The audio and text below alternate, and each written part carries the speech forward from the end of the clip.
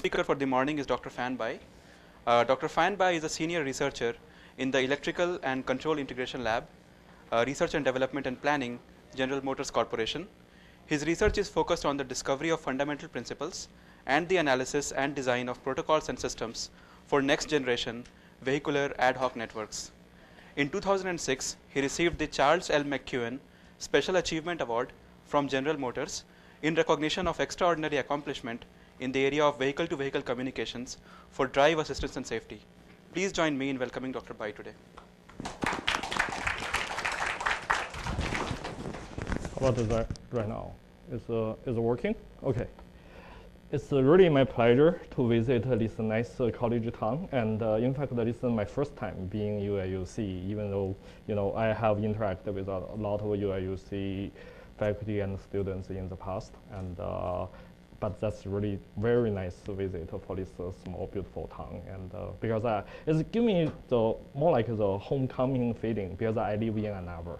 So it's a very similar kind of atmosphere in the Midwest college town, nice, quiet, very relaxing, and you can think very deep about the research question.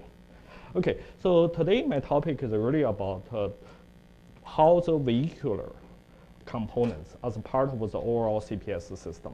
And this is more like a case study. And but from listening about this topic, and you get a feeling that how the CPS in the particular domain could look like.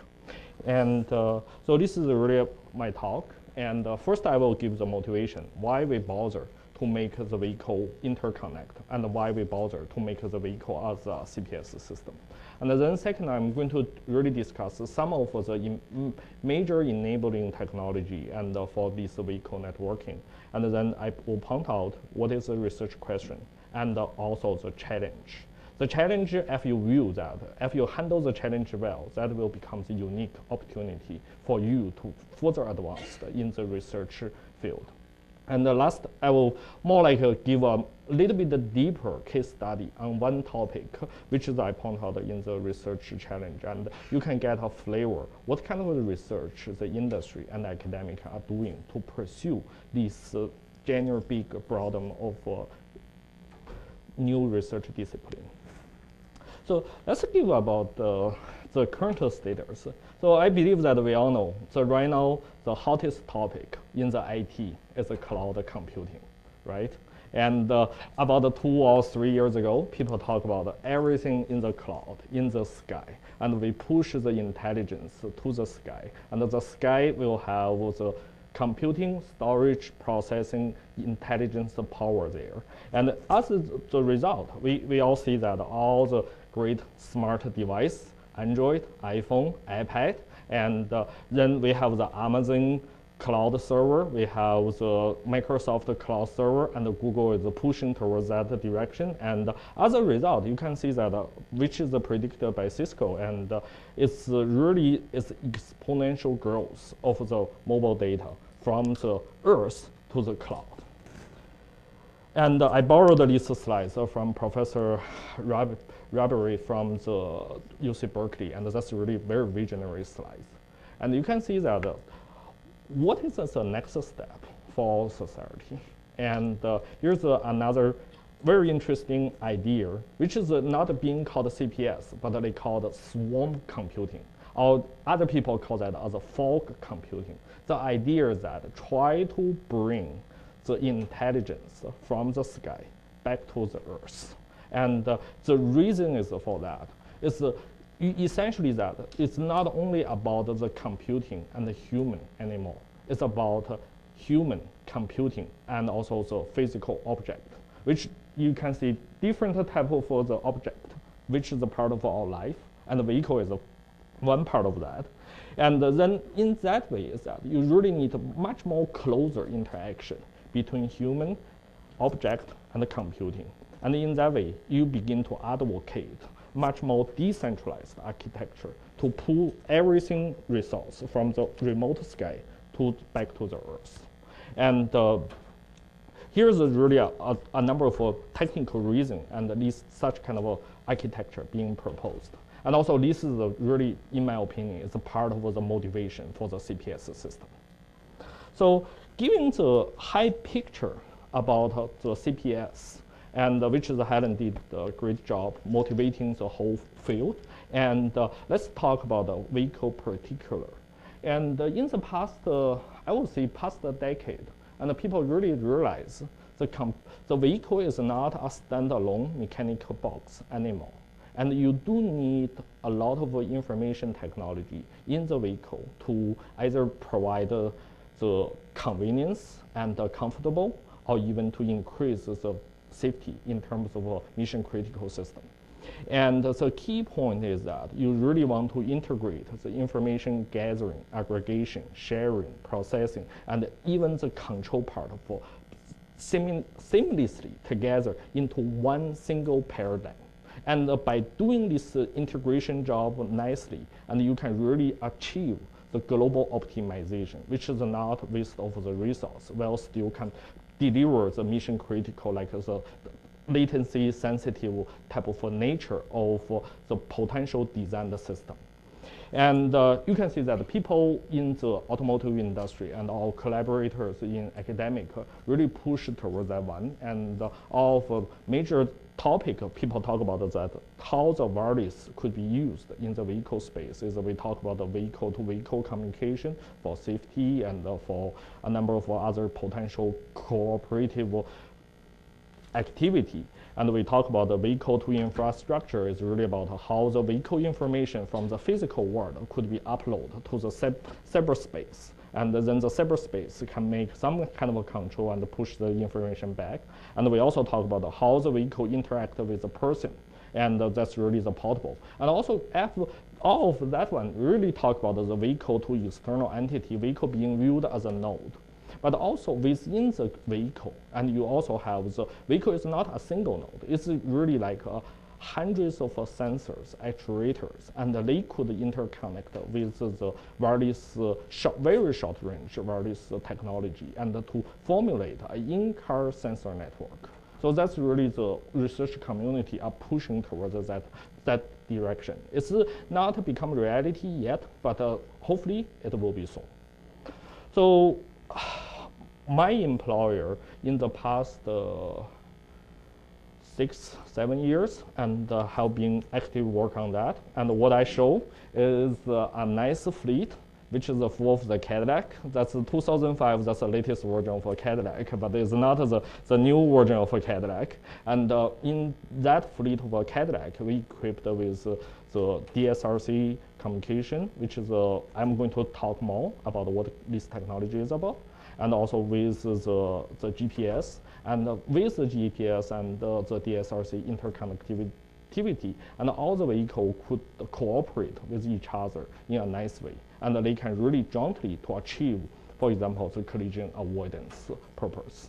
And we intentionally make that one. It's not a fully automatic system because we still want a human in the loop to intervene and to have anything system could do it. But I will say that in the foreseeable future, like when the autonomous driving vehicle become reality, and here's no reason why human should be in the loop.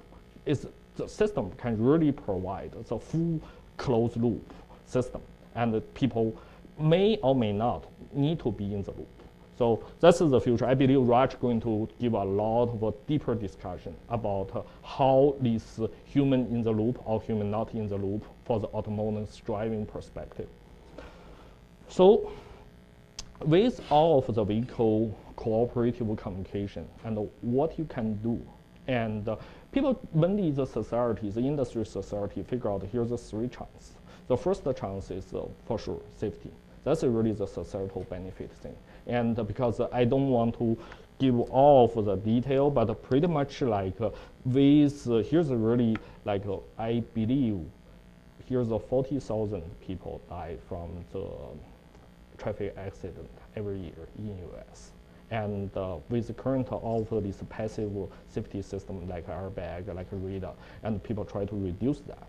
But people view that with much more cooperative behavior in the vehicle domain, and such as the vehicle communication-based active safety system.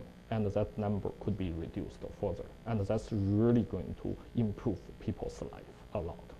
And the second one is really about all the convenience. So one simple example is that with all of the tolling, and right now we have easy pass, but still majority of the situations you need to wait in the toll gate and pay the money. 1 minute you pay the pass, and here's a huge queue in front of that. But in the future, when vehicle equipped with the wireless communication device and the toll gate also with the wireless communication device, and you really don't need to worry about that. You just drive through, and then everything being automatically paid, and then your life improved, and you don't need to waste the time. You can spend that time in a much more fruitful way, either thinking research from the problem at home, or maybe enjoy coffee at Starbucks. So the last one is really about the commercial, and because that's really like the IT, how to enable different type of commercial application, which is a benefit of people's daily life, this type of thing. And but in this talk, I'm mainly going to focus on the safety, because safety is the most closed CPS system in the vehicle networking domain. And the case study I showed will really discuss how the whole thing, different components, you must be monosonic linked together to make a very workable safety system. And the different components are going to affect your overall system's performance. Okay, so that's really the other end goal of the vehicle domain. You can see that the vehicle have formulated its own network. Right now it's largely separated and isolated. And it's the dream of the automotive research community, try to put that in a much more well-connected, well-coordinated way. And in that way, and essentially speaking the control language, and you can do the sensing in the first step. You really sense what the situation it is, and then you push that information to the internet cloud, or push that to some kind of the backend of server. And that one, they can monitor what's going on. And then that's the second step. That's mainly the processing part. And then they can make the smart decision, push back the control decision to the physical system. And that one could be, you can use that one to determine how the traffic lights cycle it is, and use that one to reduce congestion, or you can even coordinate to tell the vehicle, right now this road is really congested, and you can take another road, which is much quicker. So this kind of thing. So essentially, when you put the whole closed loop together, and the benefit is very big. But I will say that at this moment, most of the research in the vehicle space is still done in the first and the second. But I can foresee that a lot of the pioneer work, like what Raj will present later, is begin to push the envelope towards the third step. But I will say that step will be really make a significant societal change in that space. But we need to build the first two steps first. So because of that, in my talk, I'm mainly talk about the first and second, and from a communication and a networking perspective, how to enable the seamless connectivity, how to enable a very good underlying communication channel, and then with that basis, and you can push for the third step, which is more give you the system perspective. Okay, so let's talk about that. One of the key enabling technology in the vehicle networking space. And it's hard not to talk about the DSRC when you talk the vehicle networking. DSRC, in fact, is a variant of the Wi-Fi technology. And Wi-Fi technology is, we know how popular it is and how successful it is. And it also begin to have the economical scale.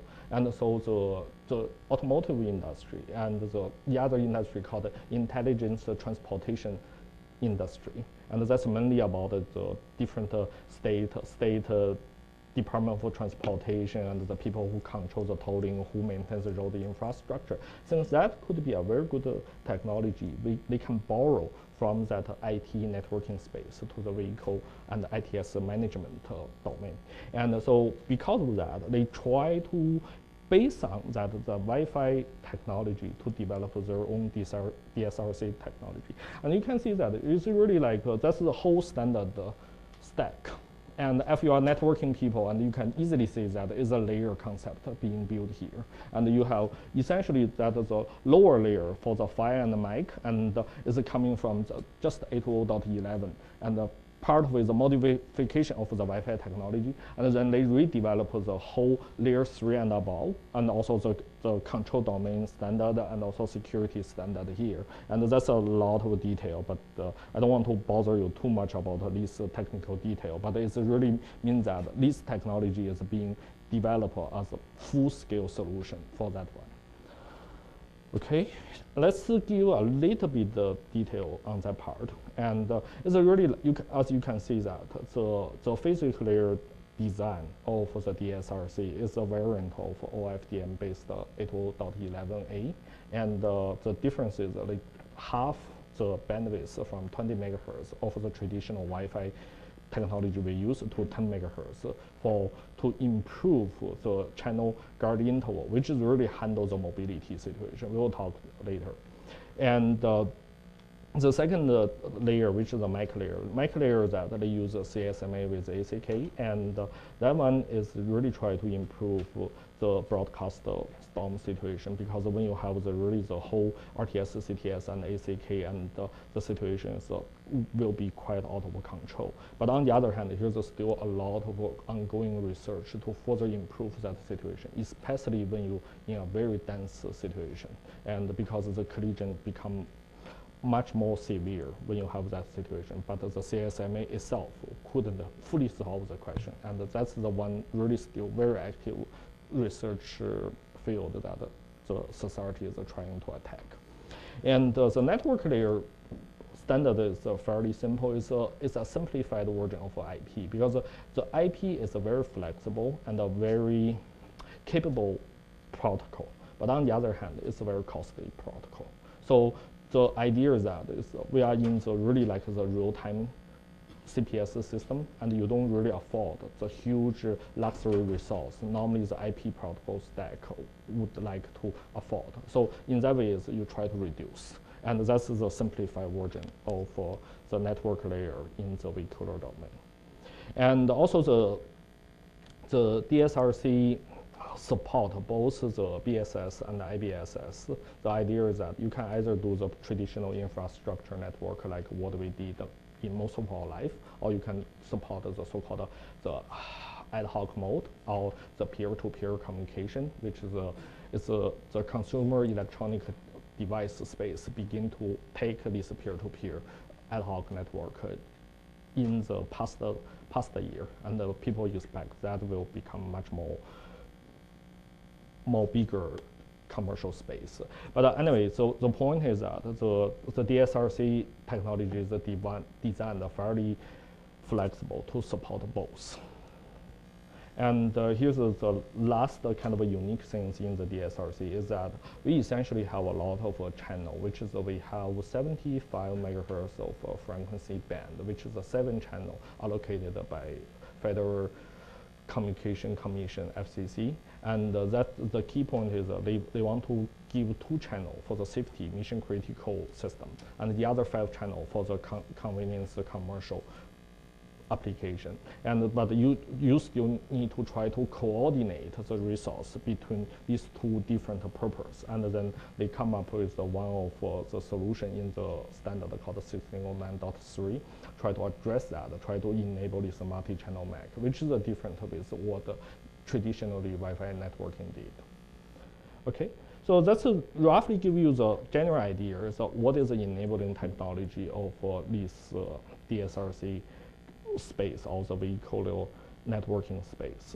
However, this is only what they enable here. It's the lower layer of the stack. You still have a much bigger research job to do in either to further improve the lower layer standard or try to push the upper layer architecture to make it much more flexible, well efficient.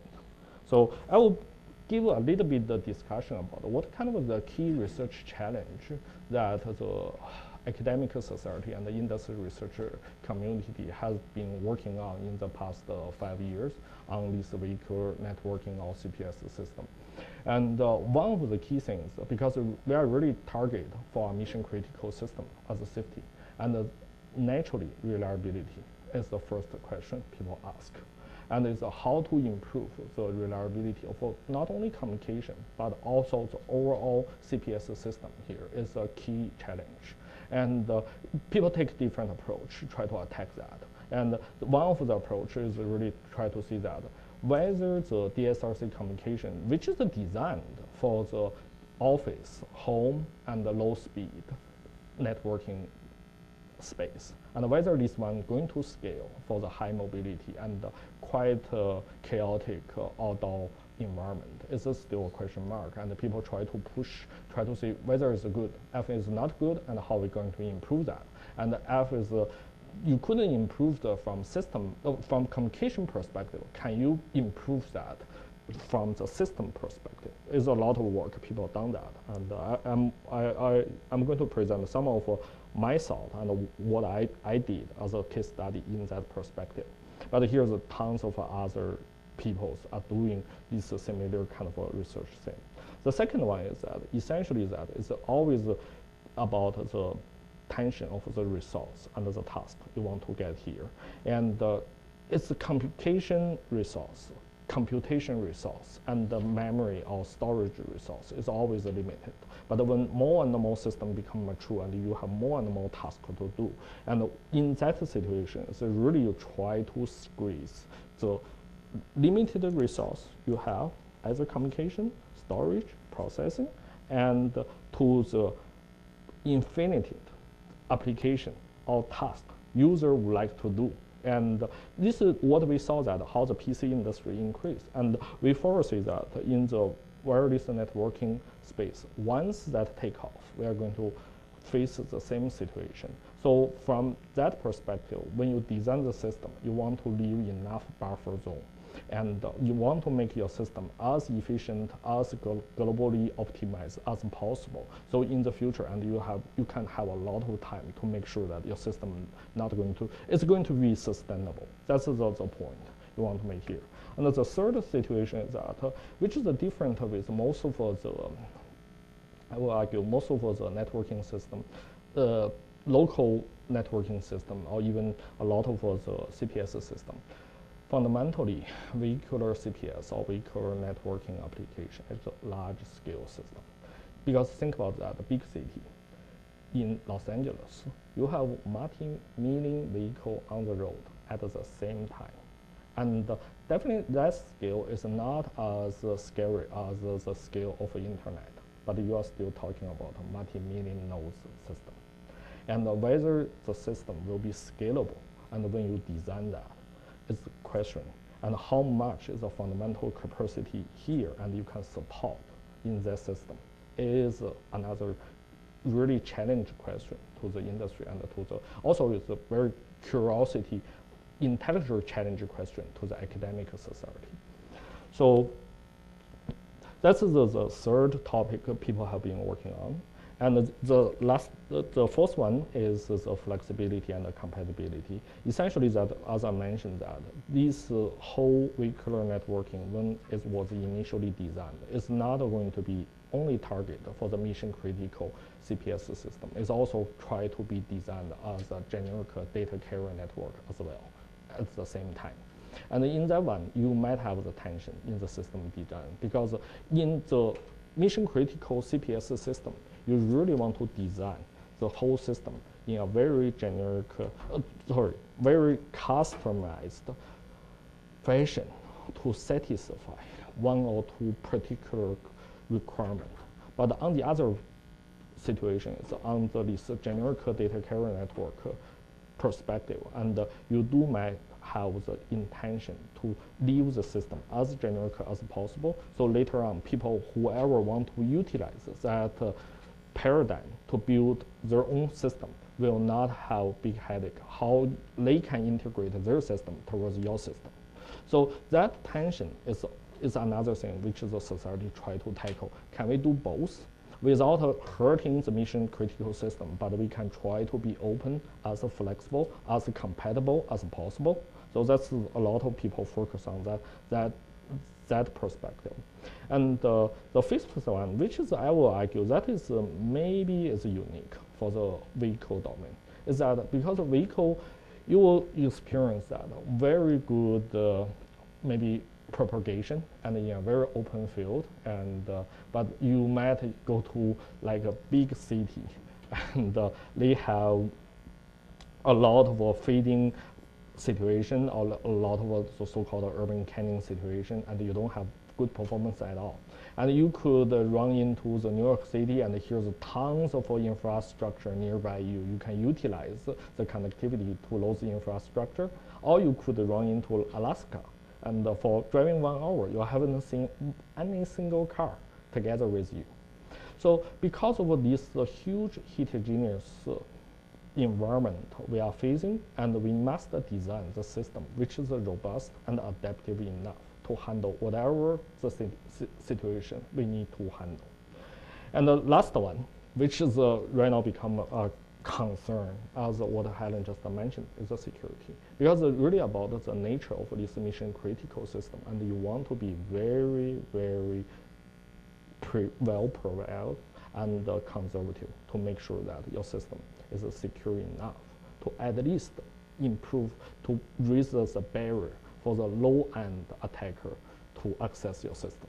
And so that is a huge topic in the past few years, and in this society, and people still try to, they design a lot of very good algorithm and solution, and including one of the UIUC professor who is my close colleague on that topic, and on that part. But here's still a lot of open question people try to see is not only the security is not only about the communication security, but also the overall system security, and people still trying to move towards that one to solve that question. So that's I present all of the challenge of one day, and in the near future, the vehicle networking dream can become the reality, and how many obstacles we need to resolve before we reach that moment. But on the other hand, as I mentioned at the very beginning, challenge really depends on how you view it. Challenge could be great opportunity. So that might be some of the topic here, might inspire you to think about it. Why not I can write up a paper or even my thesis on this topic? And that when you write that one, you provide a good solution, and that maybe really resolve the challenge that the industry are facing before they can deploy such kind of a system. And that will be very societal impactful. Okay, so after the technical challenge, let's talk about it little bit about what is the non-technical challenge, which is normally back at the graduate school, we don't think about that one at all. But when you come into the industry, or you come into the real kind of out of every tower, you will begin to consider. Those things, in fact, have the same influence as the technical challenge it is. And sometimes when you really engineer a system, and you need to consider the technical part, you also need to consider that how your system, from the business perspective, from the societal perspective, and how this system will be sustainable and in the long run. For example, let's give two dilemmas we are facing. One is that this is the so-called fully cooperative system. And if you think about that, the whole V2X safety system is dependent on how cooperative the people around you. They are going to provide their information to you. If they don't, you doesn't benefit. What you provide to other people doesn't directly benefit you in such short term, but you benefit other people, and then they benefit you as well. So in this hugely cooperative system, and it's also very clear that we are under a law called, it's not a Moore's law, it's called a McAfee's law. The idea is that for any networking system, your utility at the beginning of the deployment is always lower than the cost you deploy that. And so in other words, in this situation, that you're not going to see clear benefit at the very beginning of the deployment, because only 5% of the vehicle have that one, and the other 95% of the vehicles still impose the danger to you. And you will question, it's not going to help me that much. You need to be patient, and as a customer. So this is really naturally tension here, and how you're going to resolve that one. And the industry and the research community have talked about a number of situations. For example, you want to really focus on some kind of a potential application which you can get the benefit even at early stage, and then customer and also the society can see the benefit to sustain the deployment in the long run. Once it's hit the so-called tipping point, and then you don't need to worry about that. The network system itself is going to take off. And same as the internet. Look at how internet really happened. And in the 1982, I believe, and 81, and the whole internet stack as a standard has been finalized. But the real commercialization of internet, when it happened, so 1989, 80 years lead time for this network effect to really take off. But after 1989, you really need to push that any further. It's because you already passed that tipping point, and the system worked, and you just can stay back to look at how great job you did in designing this huge large-scale system. So that's one of the dilemma we're facing. And another dilemma what we are facing is really about the standard and the technology maturity. It's really like very interesting in the communication industry is that people are reluctant to get their own solid resource into a new technology after the standard is not being set. But on the other hand, the technology evolves, standard also evolves, and that's really create the second tension, in my opinion, and how we can find the best trade-off of technology readiness and technology maturity. And so one of the quick solutions is that you really want to design a system enable the backward compatibility, and which is reasonably easy, but the most difficult is that you foresee what this technology will evolve. You design the system to leave the buffer for doing that. And that part is really very difficult in the industry because you could miss the right prediction. So how to engineer a system as in a very open and flexible way, and to either enable the backward compatibility or the forward-looking compatibility. That's another challenge. And as an engineer, and we should consider when we design such kind of a large-scale system. So that really gives a very high-level talk about how the vehicle CPS from the networking perspective or communication perspective, how it looks like. I believe Raj is going to give more talk about from system perspective and how the vehicle CPS will look like. So after giving this a high-level discussion, let's give a little bit of trial for some really deep technical discussion about for one case study. As I mentioned, is a reliability situation. And I will present some of my work in the past to see that as part of the research community, how we approach that question and how we try to understand what's really going on and how we can do better to improve the system. Okay, so let's talk about that, the vehicle safety application. And this is the key focus of today's talk. And here's really two types of the vehicle safety application. And in fact, these two types have maybe totally 30 different instances of usage we call the feature. But it's fundamentally in nature, and you can see these are the two different types of communication. The first one, which is really the US society, is much more focused.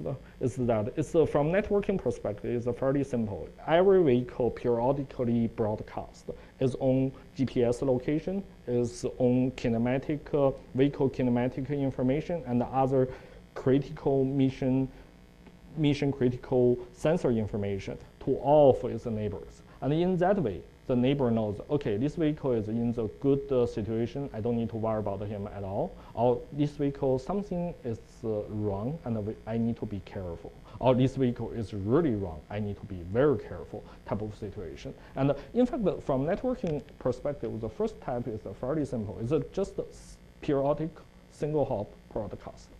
The second type of application is have a lot of attraction from our European colleague.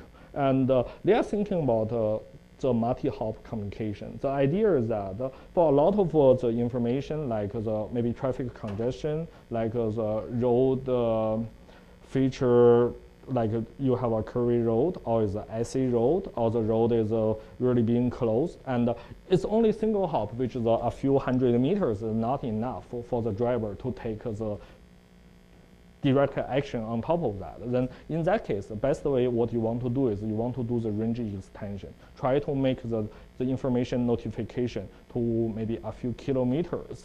And in that way, is the people who is coming to a congested highway as they realize, okay, here's the congestion, and I have another better D2 situation to take. And so they call that is a multi-hop event-driven geocast.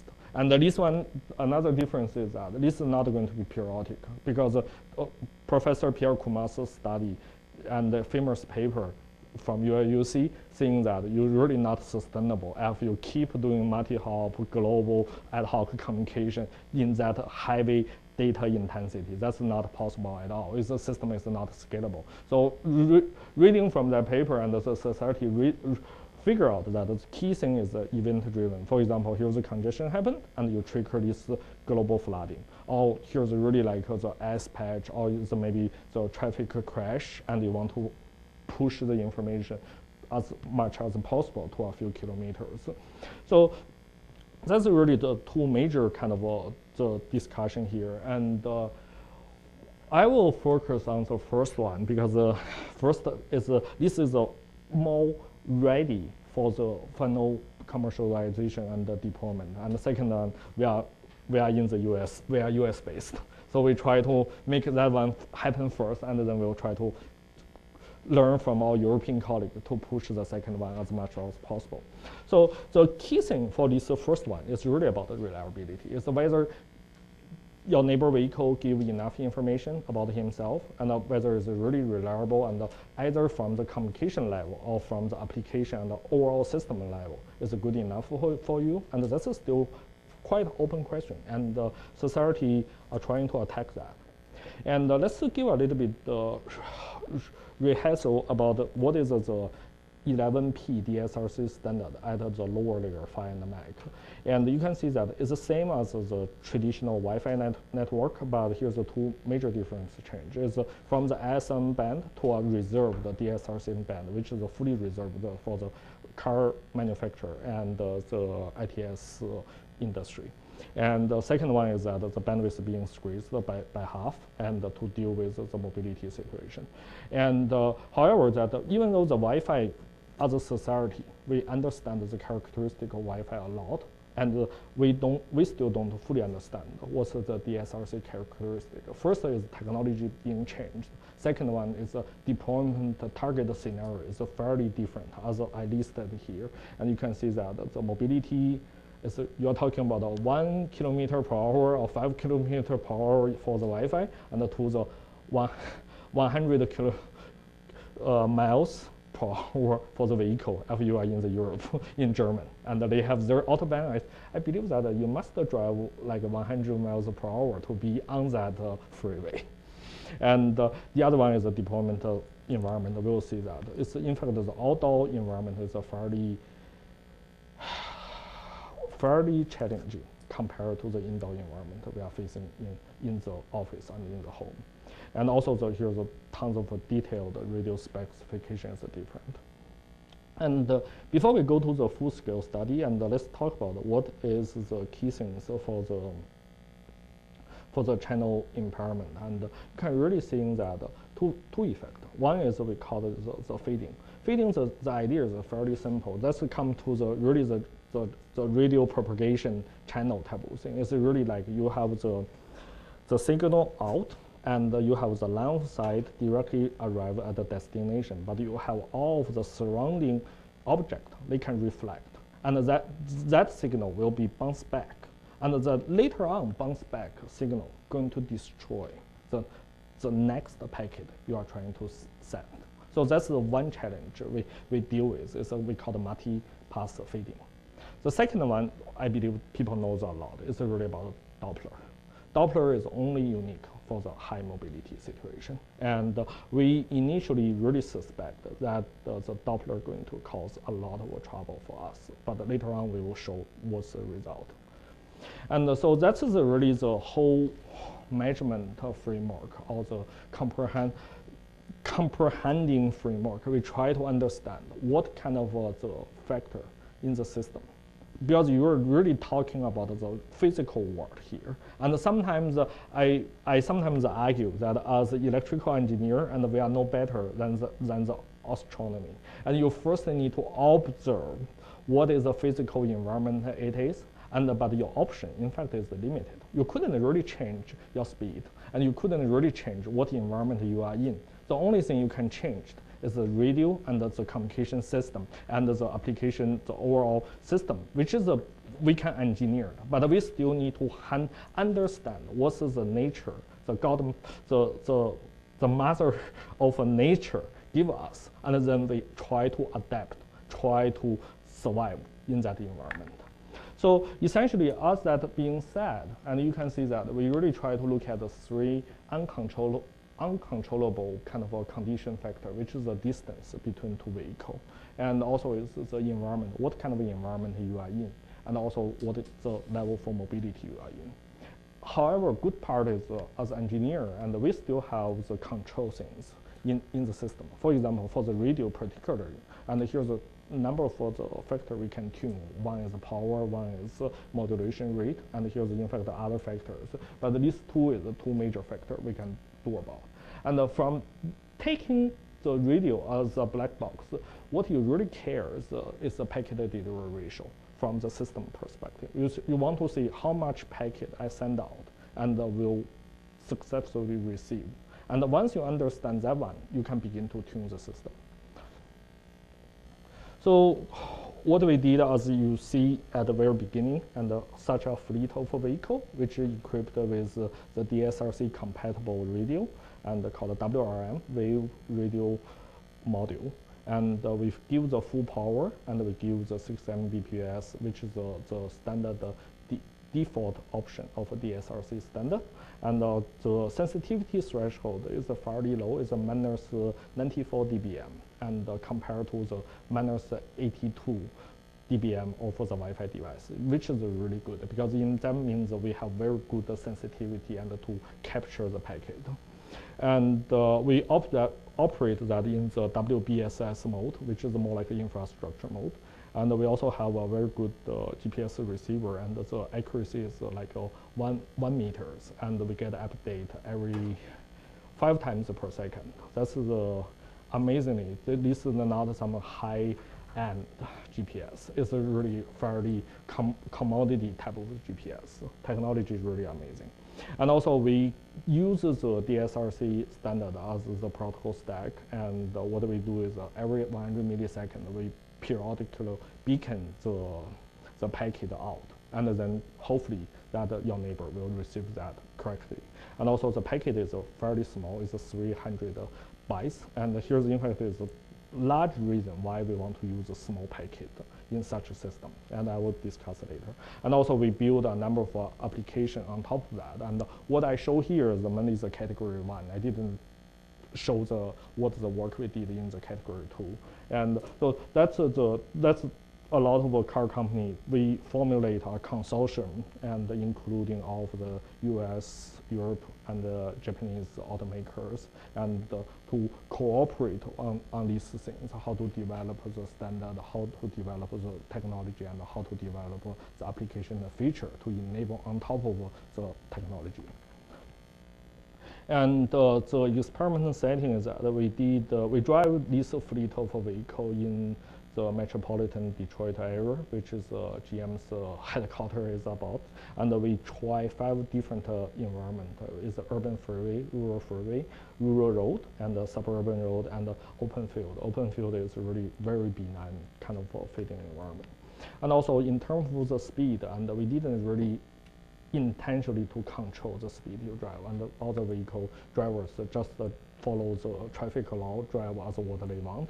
As a result, the distance between vehicle is 10 meters to 1 kilometers, and the relative speed from 0 meters to 25 meters per second. And the overall measurement campaign lasts like 30 hours, and we collect, I believe, is 1.5 million packets, something like that.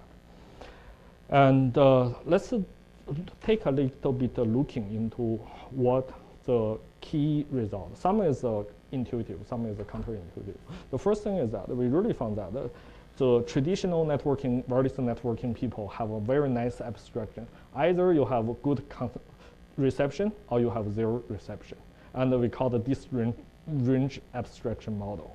But the reality is really different. You have 1/3 poor reception, you have 1/3 mediocre, and you have 1/3 good.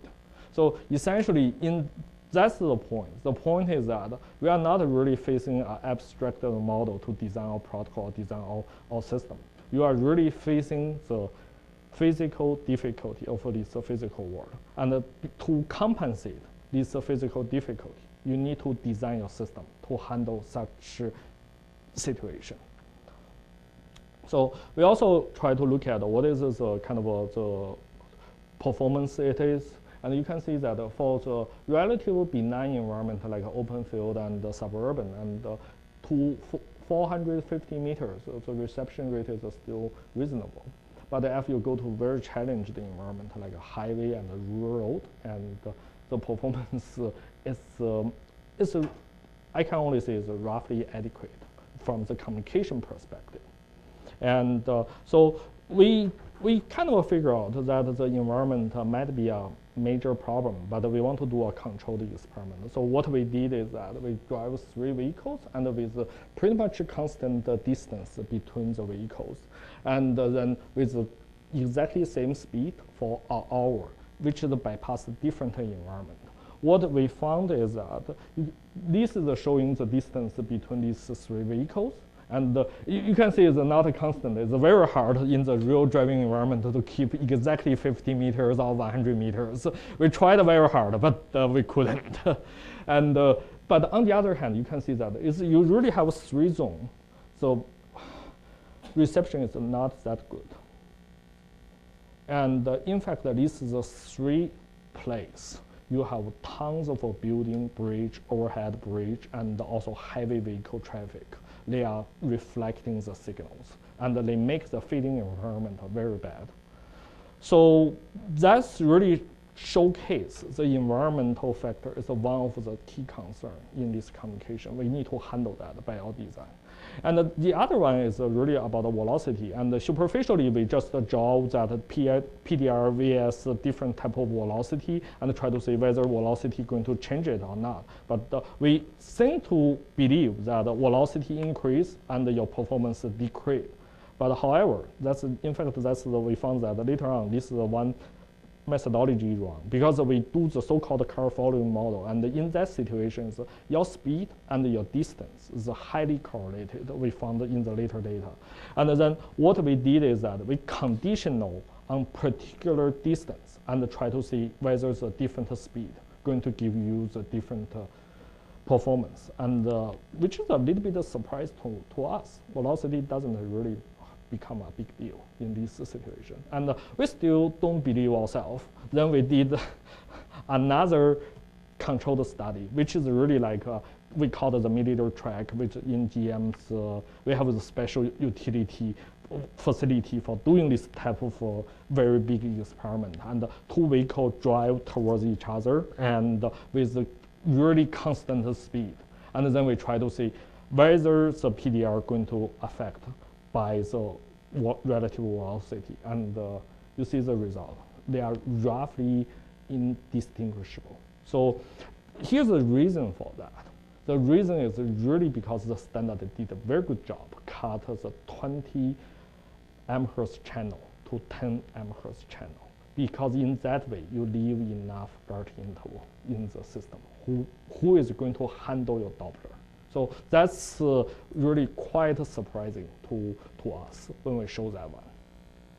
So this is a kind of the traditional thing. We found that we also standard try to see that you can use RSSI to predict what kind of a packet reception level, and that's a good indicator. But what we found is that in general as a trend, it's good, but it's really very hard to use that RSSI to be a very accurate predictor of how the system really behaves. And that's kind of the fun thing we found. And that's really about the thing we couldn't really control. And then we can talk about what we can control. Two major factors in the radio we can control is power. And we use 3 different environments with a different power and try to see what you can get. We found that, for example, from the 10 dBm to 15 dBm, and we found that here's a significant improvement. The reason why is when you do the 10 dBm, and your signal to noise ratio is fairly low, and then that's become your bottleneck. So if you push your signal higher, and then you really achieve good signal to noise ratio, and then your decoding of a packet will much better. But from 15 dBm to 20 dBm, the benefit is not that high. Reason is that at that moment, the key bottleneck is a channel distortion, and you really couldn't push even further down. And think about it like the room we are speaking. Everybody is speaking, and it's already noisy enough, and then I increase my volume. It's not going to have so much. So that's one thing we found. The implication for doing that is that we want to, if you from the mic layer perspective, you don't want to really push the signal strength as high as possible, because that's increase your chance of a collision with other distributed nodes. So we kind of, from that, more like the rule of thumb, we think that some kind of a 15, 16 type of middle range kind of a parameter setting might give us our global optimization solution, rather than you push very high or very low.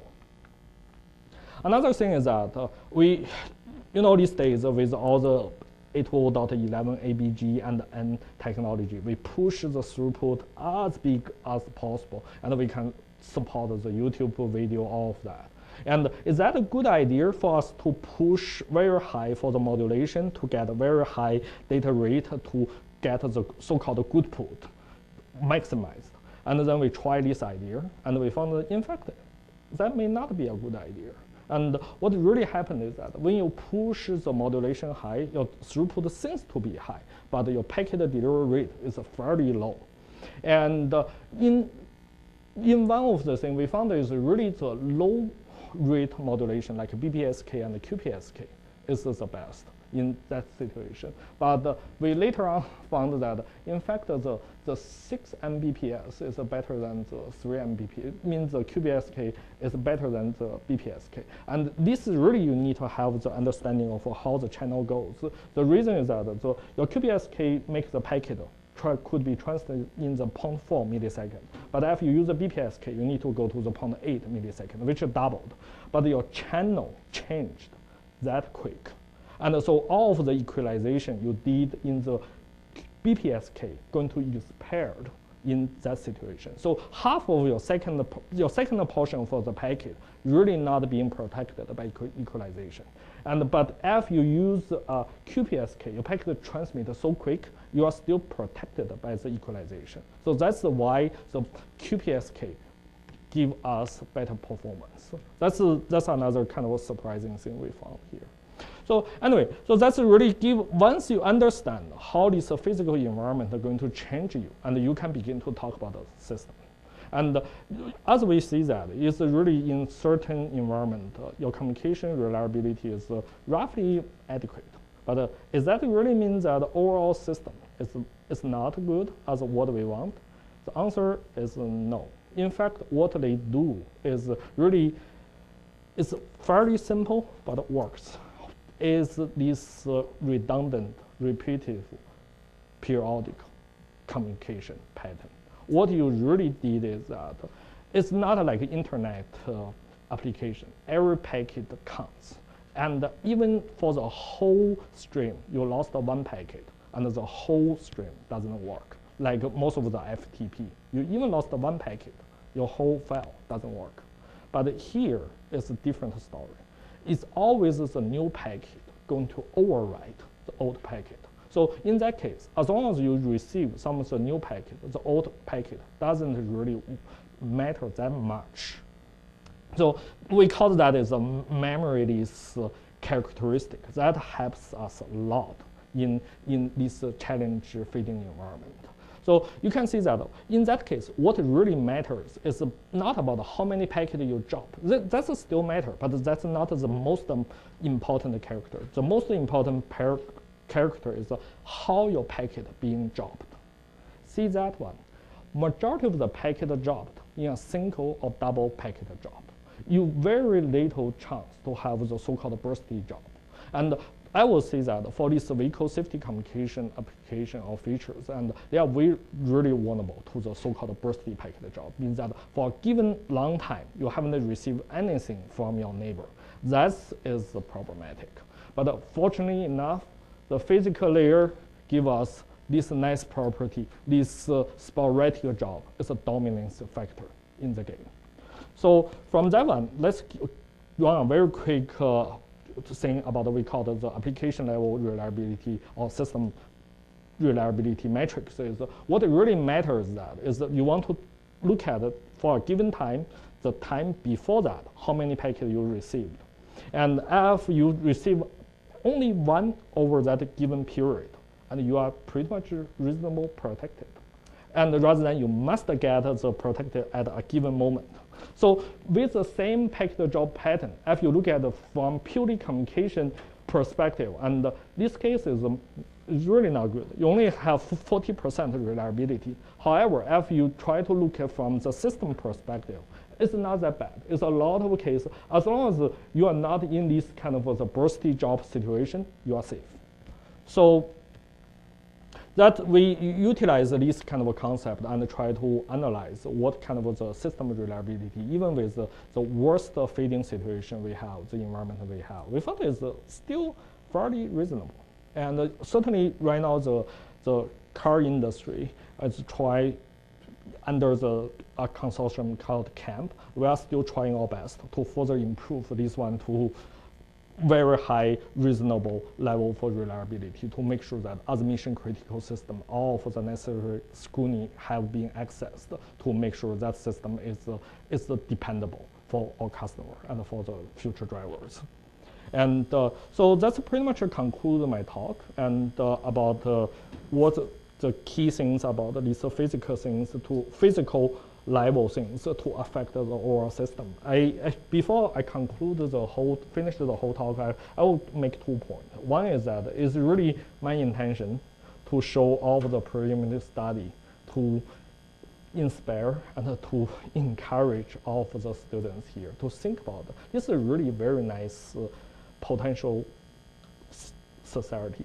Automotive is only one aspect. I would believe that for the remaining part of the program, you will hear very similar story from the different speakers. And you can really, we encourage you to study interesting topic here. And also the study, the innovative solution you develop can help the industry to deploy their system.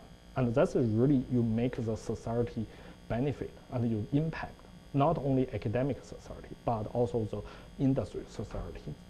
And the second point is really like one thing is, as a former graduate student, look back, and I was being trained as a network engineer, and my advisor's advisor, all from the Internet Society, how to design the network, how to run the simulation. That's what we are being trained. And however, really because of this job, and I have the really very lucky experience to collaborate a number of professors in the Carnegie Mellon University, including Raj, and to learn different perspective to look at the thing. For example, this piece of work I present here is really collaborative with Professor Stencil. He is one of the major experts on the radio propagation. I learned how to view things from physical perspective, how the channel being distorted, and how to compensate in the physical coding, decoding. And I learned from Raj how to do the embedded system, rather than just view that as the nodes. And I learned from another professor called Andrew Parikh how to look at it from security perspective to integrate into your whole complicated networked system, and how to make sure that is a part of your important design. So the point is that it's the CPS in nature. It's a multidiscipline field. And always is, we tend to, when we do research, we tend to focus on a given topic. But on the other hand, in fact, you can learn a lot from the different discipline who may use, they or may not use the same research methodology as your home or mother research field. But it's always very nice to understand how the other society, they define the problem, how they approach, how they resolve the problem. And that will be very beneficial, and especially in this CPS, because we are talking about the global optimization of a different building block contributed from the different society. And without understanding of the other part of the society, it's very hard for you to global optimize. And the example, the case study I present here, is really try to tell you that exactly you need to look at it from the physical layer perspective to see how the physical world affects you. You look from networking perspective, how the network system behave. And you also want to look at it from embedded system and the distributed system or application design perspective to see how these three things interact with each other to attack this reliability situation. So that's pretty much my talk. Thank you very much for your attention.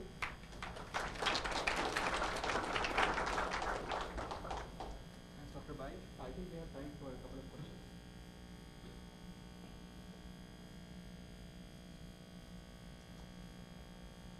I have a question is that as we talk about the technology and as it advances, has the company thought about the fact that the vehicle itself and the environment in which it's driving it is also going to change because the technology is changing? For example, if it grows a bit, pretty stable for a very long time.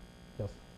Similar to your bike history. But the idea of just having a surface that we drive on with 3 or 4 wheels or 2 wheels has been with us for years. But when you talk about taking the human factor out of the equation, that may no longer be necessary mode of transportation.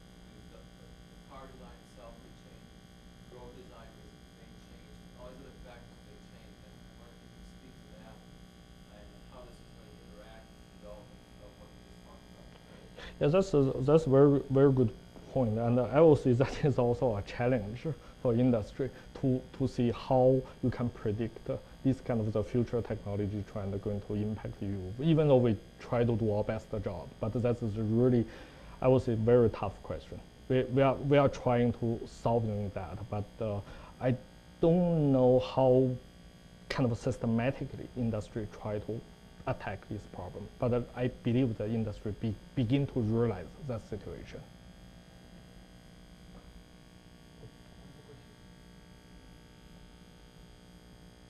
Yes. Yes.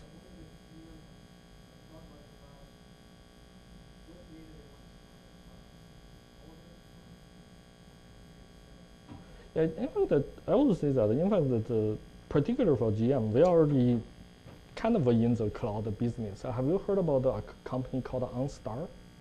OnStar is a full subsidy of GM, and what they do is they provide the vehicle connectivity for the past, I believe it's a decade. And they really give the vehicle with the cellular communication, and then they somehow is a virtual cloud in the sky and try to access and help the customer when they are in the trouble. So that's part of the business. It's already an existing business model. But how the thing is, at the beginning, they really kind of the OnStar's key focus is to provide the security and the safety for the customer. But as this vehicle get more and more connected to the remaining part of the world, and the business model definitely is morphing. And but how that one will eventually evolve, that is still, I believe, is ongoing process. People still try to debate what is the best thing you move further to the cloud, what kind of thing you still keep in the local. Yes.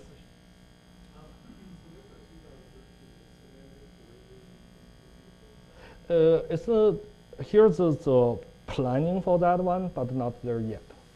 So what I can maybe speak a little bit, which is the exciting part of the vehicle networking is that finally under the US DOT and also is a consortium I mentioned called CAMP, is mainly the consortium of all of the US, Asian, and Europe automakers.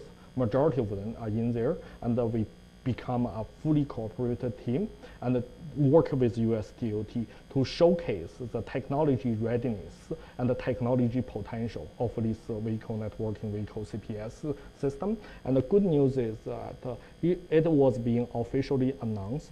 Here's going to be a 3,000 test bed will be deployed in city of Ann Arbor last month.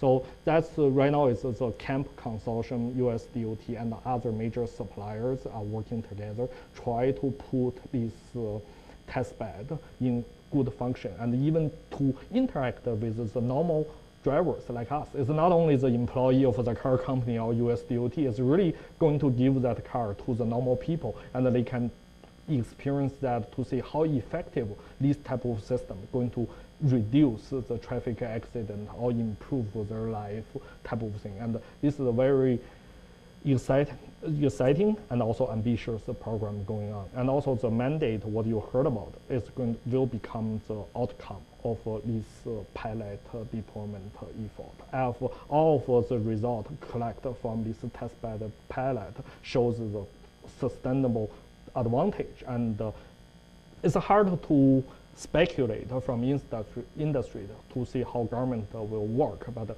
they hopefully that they see the benefit, they are going to see that's really benefits the society. Let's push it forward to the next step.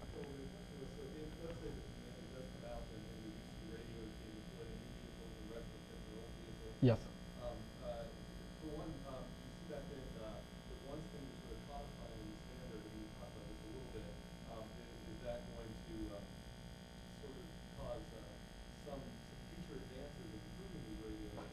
Definitely. And on top of that, with OnStar and similar networks, do you see ways for companies to augment sort of the standard network with their own networking technologies, and how will those work together? Will they not work together? Different third parties? Yeah, I will say that this is purely my personal opinion. It doesn't represent the opinion for my employer.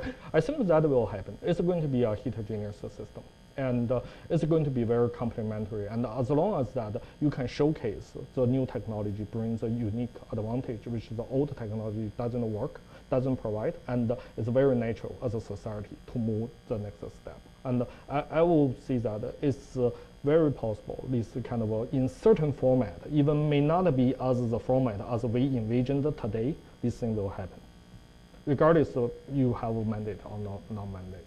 But the key tricky question is that in what format this reality dream become reality will happen. I think that's what the industry trying to figure out at this moment.